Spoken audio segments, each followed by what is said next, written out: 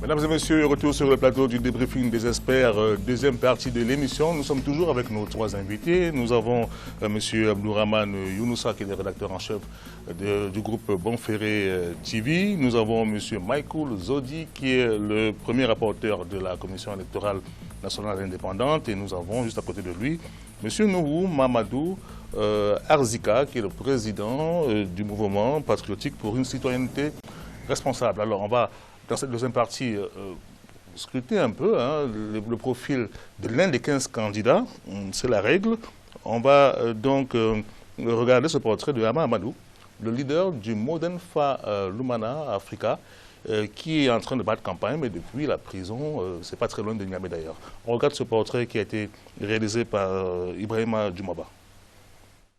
Candidat à l'élection présidentielle au Niger pour la seconde fois, Hama Amadou fait beaucoup parler de lui en cette période de campagne électorale. Pour cause, accusé d'être au centre d'un trafic présumé de bébés, le candidat du Modern Lumana Africa est en détention depuis son retour d'exil en novembre 2015 à Filengue, à environ 180 km au nord-est de Niamey, la capitale. Malgré cet handicap, la campagne de l'ancien président de l'Assemblée nationale est menée par ses lieutenants et ses amis. À Niamey, le Modern Lumana Africa est très présent. On est en train de se mobiliser, on fait notre campagne au maximum pour que notre candidat au présidentiel soit le président en 2016, Inch'Allah. Et je suis plus que sûr que Dieu est avec nous, on gagnera cette élection.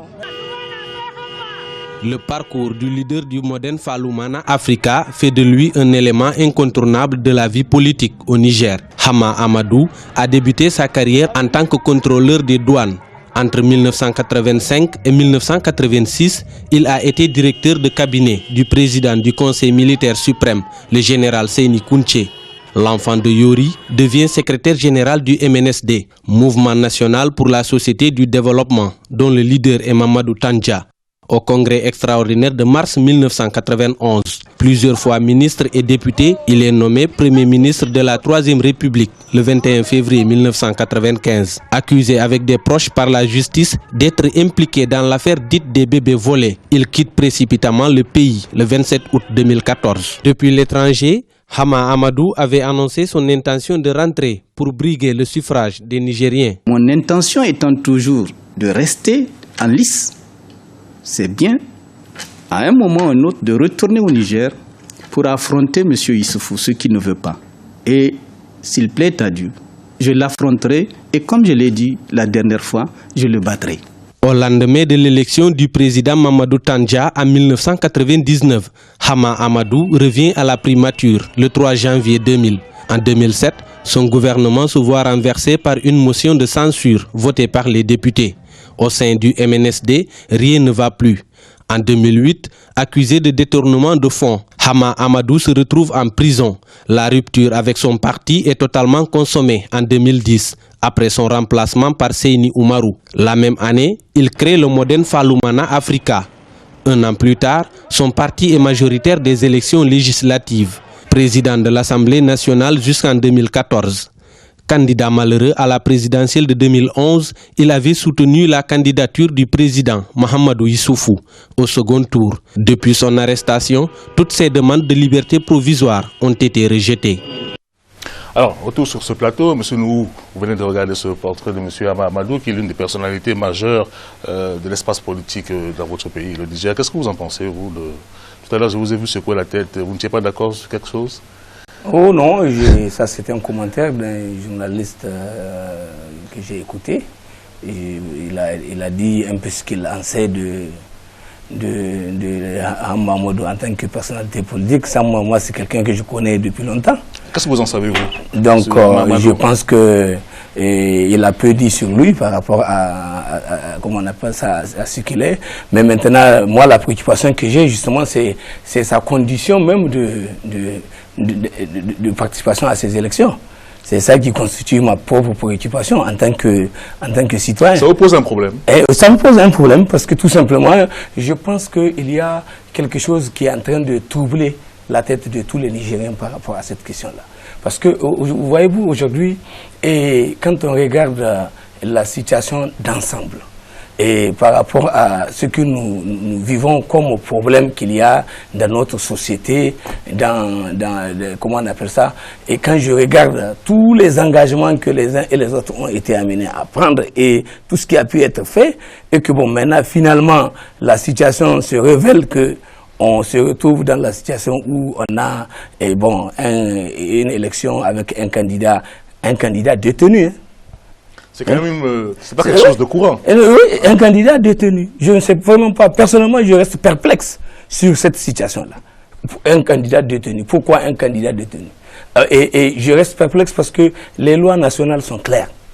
Et je ne comprends pas comment on est venu à se retrouver avec une telle situation qui est un imbroglio. Et hier seulement, disons avant-hier, et j'ai lu avec beaucoup de surprises le contenu de l'arrêt rendu par la Cour constitutionnelle à la suite d'une demande, comment on appelle ça? De liberté provisoire? Non, pas de liberté provisoire, mais d'une demande de contrôle de constitutionnalité qui a été demandée par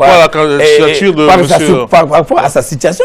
Ouais. Et quand j'ai lu cet arrêt, ça m'a davantage rendu confus, parce que dans l'arrêt, la Cour dit, voilà c'est un candidat, mais sa situation de candidat ne lui permet pas d'être comme les autres, parce que justement, son identité et sa situation avant qu'il ne dépose sa candidature était différente de celle des autres candidats, et pour lesquels justement ses camarades, comment dit-on, ses amis politiques et autres ont estimé que effectivement, si on a déclaré éligible leur candidat, c'est qu'il doit être mis en condition d'être comme les autres candidats en train de pouvoir campagne. Or, bon, mais quand on regarde la loi, on regarde ce qui se passe. Donc, c'est pas le cas. Mais monsieur Jordi, au niveau de la CENI, ça vous pose pas un problème d'organisation?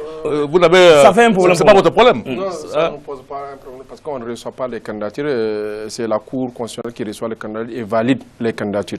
Donc, on nous envoie les candidatures validées pour confectionner les bulletins et mettre à la disposition des électeurs. Donc, ça ne pose pas de problème. Alors, du côté de Abdou Rahman, vous, le journaliste qui suivez certainement cette affaire depuis un bon bout de temps, ce n'est pas commun d'avoir un candidat qui est en même temps incarcéré et qui est en train de battre campagne, et des campagnes populaires. À travers des structures organisées de son parti, oui. Oui, c'est quelque chose qui n'est pas courant. Est-ce que la Cour constitutionnelle, en validant sa candidature, n'a pas elle-même, peut-être involontairement, mais bon, elle va dire qu'elle a lu le droit, contribué à renforcer l'imbroglio? Imaginons que ce monsieur puisse passer au second tour ou remporte la présidentielle. Qu'est-ce qu'il ferait? Qu'est-ce qu'on fera? En fait, ce que nous a dit est en partie juste. Ça rend confus la plupart des Nigériens et même les observateurs, qu'ils soient nationaux ou étrangers, par rapport à cette situation. Une situation qui n'est pas courante, vous l'avez relevé, qui est même inédite au Niger, je ne sais pas ailleurs. En tout cas, au Niger, c'est la première fois que cela arrive. Les gens ont rappelé dans les discussions et dans les débats qui ont suivi cette arrestation et la validation de cette candidature, qu'il y a eu des cas pour des candidats aux législatives. C'est vrai, il y a eu 1 ou 2 cas, en 2011 notamment. Ces gens ont été élus, alors qu'ils étaient donc en prison, en détention.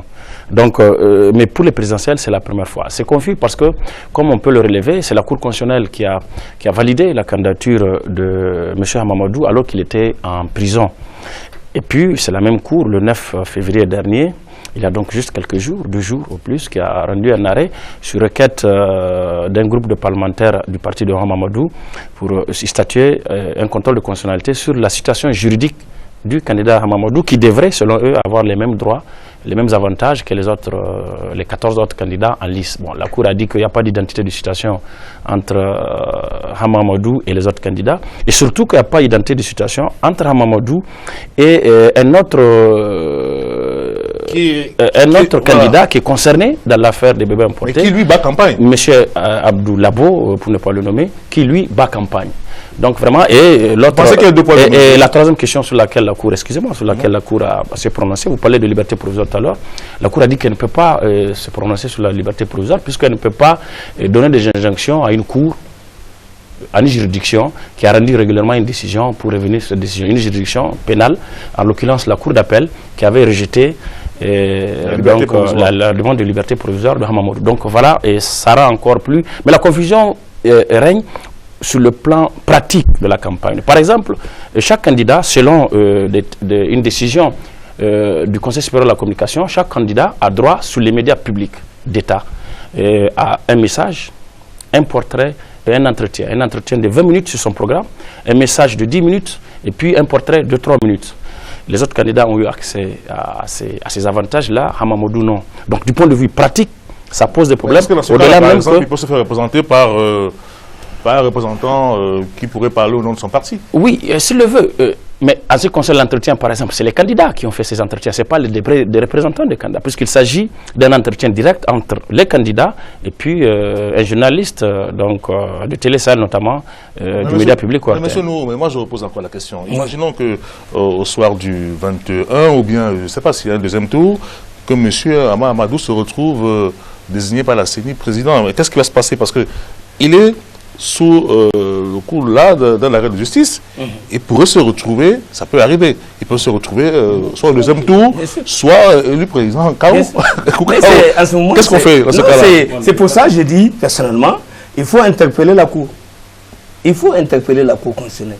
Parce que c'est elle qui a décidé de méconnaître les dispositions de la loi pour agir comme elle a agi. Parce que la Constitution, regardez ce que la loi dit. Sont éligibles à la présidence de la République toute Nigérienne et tout Nigérien de nationalité d'origine âgé de 35 ans au moins au jour de dépôt du dossier, jouissant de leurs droits civils et politiques et qui ne sont dans aucun des cas d'incapacité définis à l'article 8.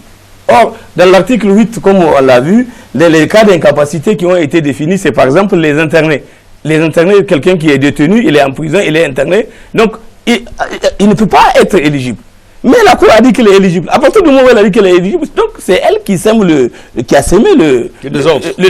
Donc elle va gérer ça. Nous, on considère donc que la Cour a dit, comme le camarade de la CENI a dit, la Cour a dit qu'il est éligible. Donc la CENI est obligée de prendre en compte sa candidature dans l'élaboration de son comment on appelle ça, de son bulletin unique. Et il est en train de faire campagne. Lui n'a pas le droit de faire parce que de la prison où il est, un détenu n'a pas la liberté d'aller et venir. Un détenu n'a pas la liberté d'accès aux médias. Un détenu n'a pas la liberté de donner une interview. Tous les détenus, et le régime pénitentiaire au Niger ne permet pas à un détenu, qu'il soit prévenu ou condamné, de se retrouver en situation d'être en train de parler avec quelqu'un de l'extérieur sans l'autorisation du régisseur entre les mains de qui il est. Est-ce que vous... voilà, donc vous voyez bien. Et maintenant, la Cour dit, voilà, elle le rend éligible. Maintenant, on va, et comme les citoyens, si on dit on le rend éligible, vous avez bien vu qu'il a des militants. Vous avez bien vu qu'il y a des gens qui sont favorables à lui et à sa candidature. Et ce que vous venez de dire peut arriver. Mais même si ça arrive, par exemple, on va arriver, selon ce qu'ils ont fait là, on va faire par exemple au deuxième tour, ou bien même, pourquoi pas, le coup KO peut être inversé.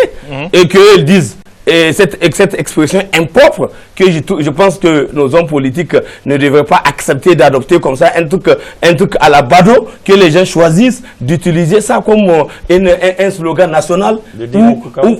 Oui, un coup KO, mais c'est tout que ça n'a pas de sens. On en parlera. Ça n'a pas de sens. C'est arrivé dans notre pays. Nous sommes dans une république. Nous sommes dans ça peut arriver qu'un candidat soit majoritaire pour le tour. Mais attends, même si on remporte les élections, ça ne veut pas dire un coup KO. Non, un coup KO, pas de l'expression. C'est l'expression.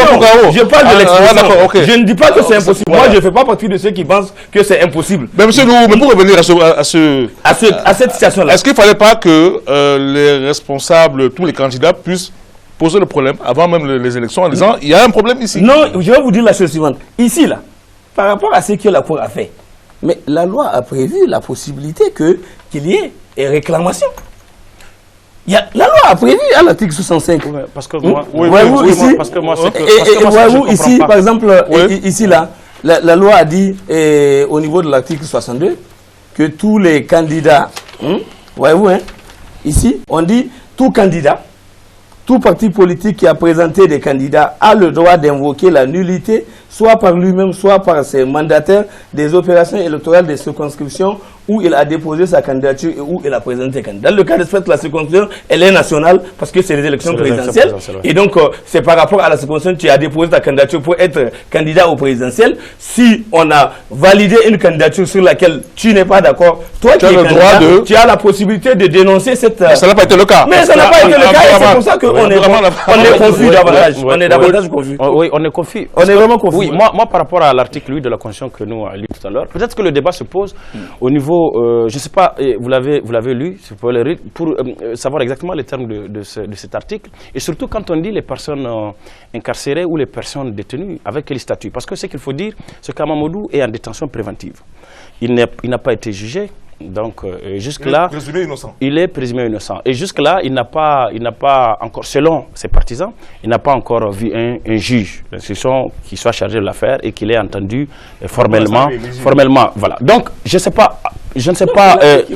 Oui, voilà, c'est ça. Parce que la Cour, parce que peut-être que c'est cette expression qu'il faut définir de manière plus explicite pour savoir exactement incarcéré ou détenu, qu'est-ce que ça veut dire. Parce qu'en termes de statut, le Hama n'a pas, par exemple, le même statut de détenu qu'un détenu qui a été condamné. Ça pose problème parce que le droit de vote du détenu Hama, parce qu'il n'a pas été condamné, il a le droit de voter. Donc au niveau de la CENI, nous ne savons pas matériellement comment organiser le vote. Vous allez mettre les yeux en prison et vous allez le faire sortir. Au-delà des Hama, il y a plusieurs détenus qui sont dans les prisons qui n'ont pas été enrôlés parce qu'ils n'ont pas été condamnés. Donc ils ont le droit de vote, mais ils n'ont pas été enrôlés. Donc ça pose ce problème. C'est pas ce que la loi a dit. La loi n'a pas posé les problèmes comme ça. Il faut lire la loi, il faut la connaître. La loi est claire, ne peuvent être inscrits sur la liste électorale, c'est-à-dire sur le fichier. Ceux qui sont dans les cas qui sont là, les individus condamnés définitivement pour crimes et non réhabilités. Ce n'est pas les condamnés qui sont en train de purger la peine. Non, c'est ceux qui ont fini avec la prison, mais qui ont déjà dans leur vie été condamnés et qui n'ont pas fait l'objet de réhabilitation. C'est d'eux qu'on parle. Ce n'est pas quelqu'un en prison condamné. Ceux qui sont en prison condamnés ou détenus ou prévenus, ils s'appellent internés. Ils sont dans une situation d'internement. Ils n'ont pas la liberté d'aller et venir. Donc la liberté de vote, il ne peut pas avoir la liberté d'aller voter. Un détenu, prévenu ou condamné n'a pas de liberté d'aller voter. Ça n'existe pas dans la loi. La loi n'a pas prévu qu'on peut faire voter ou amener, comment on appelle ça, une urne au niveau des prisons pour demander à ceux qui ne sont pas condamnés. La loi n'a pas parlé de condamnation. En fait, il n'est pas déchet, c'est liberté. C'est la loi des droits civils. C'est pas en termes de déchéance. Parce qu'il n'a pas été condamné. C'est pas en termes de déchéance. C'est ça le débat. Non, la loi dit ici, il faut bien lire la loi et la retenir. C'est important. La loi pose le problème des incapacités. Elle pose le problème en termes de notion d'incapacité. Incapacité, c'est-à-dire qu'il y a une déchéance qui est là du fait de la situation dans laquelle vous vous trouvez. Ici, dans le cas d'espèce, on a parlé des internés. Les internés, c'est ceux qui sont derrière le barreau. Ceux qui sont derrière, ceux qui sont internés. Quelqu'un qui est un détenu, il est un interné. Et parce qu'ils sont internés, donc ils n'ont pas légalement de par la loi la possibilité. Est-ce que ça ne peut pas poser un problème général? Imaginons maintenant que M. Amadou se retrouve être élu président et il est en prison. Ça veut dire qu'il y a des partis politiques qui pourraient se fonder sur son statut actuel de prévenu pour dénoncer le résultat. Mais il y a un délai. Oui. Il y a un délai pour ça. Il y a un délai de réclamation. Vous voyez bien, il y a un délai. Ce délai-là, il a expiré. Le délai est dépassé parce que c'est 15 jours. Vous avez 15 jours le droit de réclamer. Vous avez 15 jours pour réclamer que vous n'êtes pas d'accord avec... En fait, l'arrêt de la Cour a été rendu depuis... Donc, vous voyez, c'est ça toute la confusion et qui fait qu'aujourd'hui, comme je le disais... L'arrêt de la Cour a été rendu depuis le 9 janvier. Abdourahmane, non, pas l'arrêt. Sur l'éligibilité a été rendu depuis le 9 janvier 2016. Donc en fait c'est irréversible. Oui. Donc ça fait que... Oui, et moi... Attendez. En fait, oui, en fait... Je ne sais pas si... Oui, c'est vrai. Oui, parce que ça pose débat, parce qu'il faut dire, nous, à soulever une question juridique là assez essentielle. Et il y a certains juristes, malheureusement, qui n'ont pas la même lecture que nous sur cet aspect de la question. Mais ils disent qu'au moment le statut juridique de Hamamadou ne doit pas l'empêcher ou ne peut pas l'empêcher d'être candidat aux élections présidentielles. Hama a été incarcéré le 14 novembre. La plupart des candidatures ont été déposées après le 14 novembre. Donc au moment où sa candidature a été déposée, il était déjà en prison. Donc, pourtant, la Cour l'a reçu. et la Cour a validé sa candidature. Donc les juristes, beaucoup avec lesquels on a discuté, des concernistes surtout, pensent que sa situation de détention, donc de prévenu actuel, ne peut pas l'empêcher d'être candidat aux élections présidentielles, de constituer un dossier en bonne et due forme, avec les éléments constitutifs du dossier, comme les autres candidats, et puis de postuler, de briguer le fauteuil présidentiel. Je crois que c'est un débat. C'est pas la première fois que M. Amadou se retrouve en prison, soit dit en passant, parce que ça a été le cas en 2008 déjà. Non, en 2008, c'est une autre situation qui n'a rien à voir avec celle-là. Non, c'est juste pour vous rappeler. Voilà, c'est une autre situation qui n'a rien à voir avec celle-là. Mais je voudrais simplement qu'on s'en tienne à la loi. On ne va pas refaire l'histoire juridique ici sur le plateau là, parce qu'on n'a pas suffisamment de temps. Mais je rappelle que ceux avec lesquels vous avez discuté, moi je suis pas constitutionnaliste, comme ils disent, mais je suis législateur, parce que je suis parmi les gens qui ont rédigé ce texte-là. J'étais constituant parce que toutes les constitutions du Niger, depuis celle de la Troisième République, ont été rédigées avec moi. Donc les discussions, les mots, les virgules, tout ce qu'on a mis avec le contenu. Quand on a parlé des internés, ici, le mot interné veut dire tout simplement ceux qui sont en internement judiciaire. Point barre. Parce que les gens qui parlent de faux, et ils parlent de fous, ils disent que c'est internement psychiatrique. C'est même eux qui sont fous finalement. Parce que on ne parle pas des internés psychiatriques parce que les fous, on ne va même pas parler d'eux. Un fou, on ne va pas amener son cas dans l'histoire de candidature. On parle d'un interné, il est bien portant. La preuve, aujourd'hui, Hamma est très bien portant. Il l'a dit lui-même dans le post qu'il a fait et que j'ai lu ce matin sur Facebook. Il a dit qu'il est très bien portant, il est bien traité et en tout cas, il n'a aucun problème. Donc, il n'a aucun problème de santé. Donc, et son certificat de visite médicale qu'il a pu joindre dans son dossier a aussi confirmé qu'il est bien portant. Donc, le problème ne se pose pas du point de vue de la santé, mais ça se pose du point de vue, ici, la preuve, si vous ne comprenez pas la théorie, on va vous faire le dessin. Le dessin, c'est que la Cour a dit il est éligible, voilà que du point de vue pratique, il ne peut jouir d'aucun moyen qui lui est donné de par le droit qu'un candidat peut jouir. C'est-à-dire que tous les autres candidats ont la possibilité d'aller et venir où ils veulent, lui il ne peut pas. Tous les autres candidats ont la possibilité d'aller faire entretien, lui il ne peut pas. Et vous comprenez? D'accord, pour terminer. C'est des choses qui sont très claires à ce niveau-là. D'accord, pour terminer, oui. L'autre chose, on a appris que son parti politique a écrit au ministre de la Justice pour demander à l'administration, en tant que chef de l'administration carcérale, de voir les moyens par lesquels Hamma peut exercer le vote, par exemple, et puis les autres éléments de la campagne, notamment l'entretien, le message, etc. Ah, qui puisse enregistrer le message pour exactement. Bon, je crois savoir que...